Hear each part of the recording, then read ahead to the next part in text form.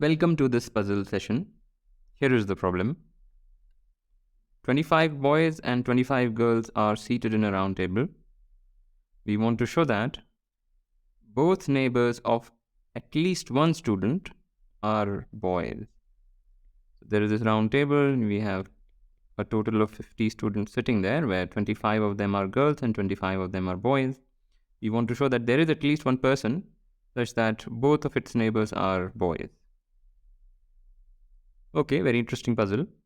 As usual, you're encouraged to pause the video before we look at what I am going to discuss. And now let us move on. So we will assume on the contrary that what the problem asks us to prove is false. So assume that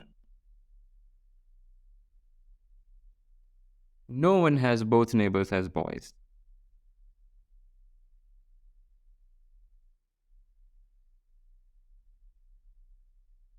Okay. So what we will do is we will show that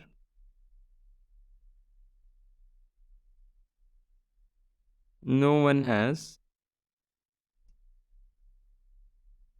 both neighbors as girls either.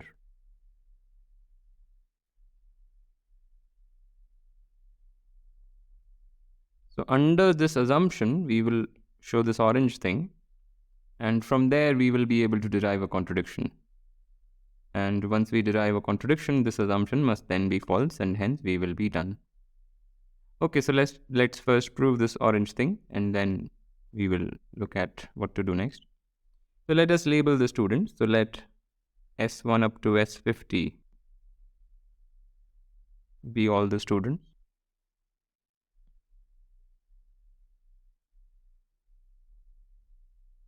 And let Ni denote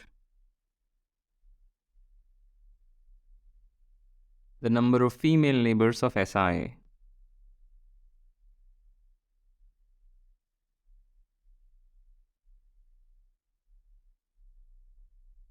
So Ni is the number of female neighbors of the ith student. Okay. And now by this assumption that no one has both neighbors as boys, we already know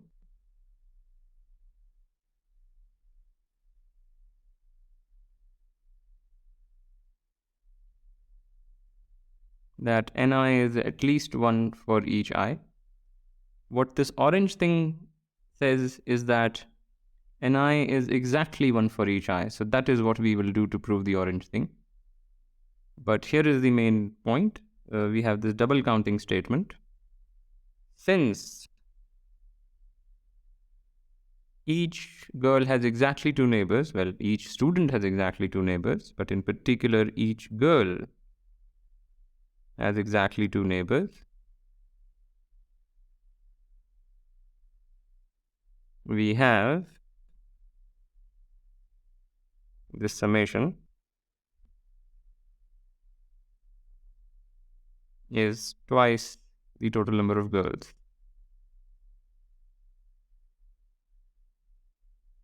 So this is a double counting thing.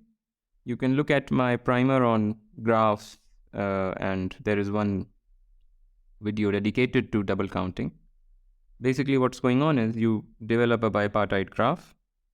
Here you have all the girls, which are 25 in number, and here we have all the students, S1 to S50. And then to the ith girl, we join the two students who are neighbors of the ith girl, and to every student we join the girl who are the neighbors of that student. So this is how basically the way we develop this graph is the ith girl is joined with the jth student if they are neighbors. That's all.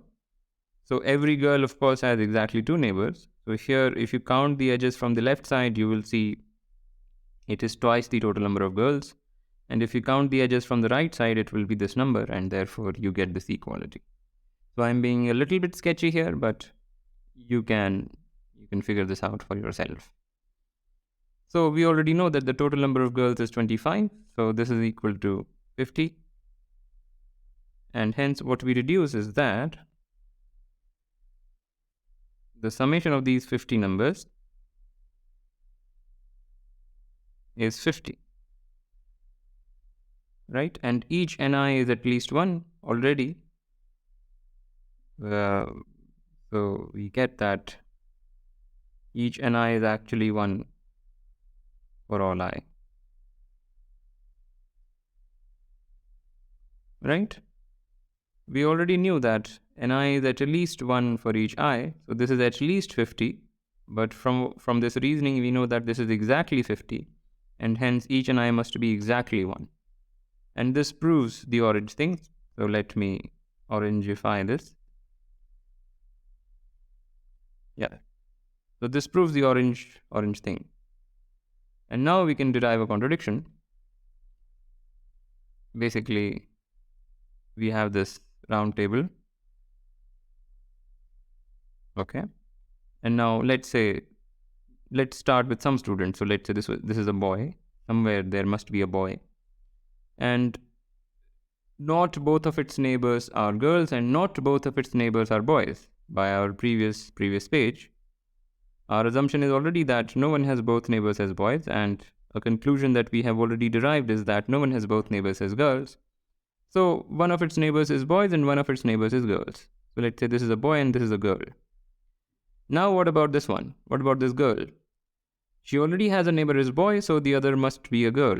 So this must be a G. And now what about this girl? Already has a neighbor as girl, so the other one must be a boy. So if you just think about it, this pattern should go on, B, B, G, G, B, B, G, G. This must go on, and here you would have the same kind of thing. But this shows that the total number of boys is even and the total number of girls is also even, which is false because the total number of boys is 25 and the total number of girls is also 25. So this gives a contradiction and hence we are done. So our assumption that no one has both neighbors as boys is false, and hence there is at least one person both of whose neighbors are boys. Alright, so with that I want to end this. As usual, like, comment, share, subscribe, and I will see you next time.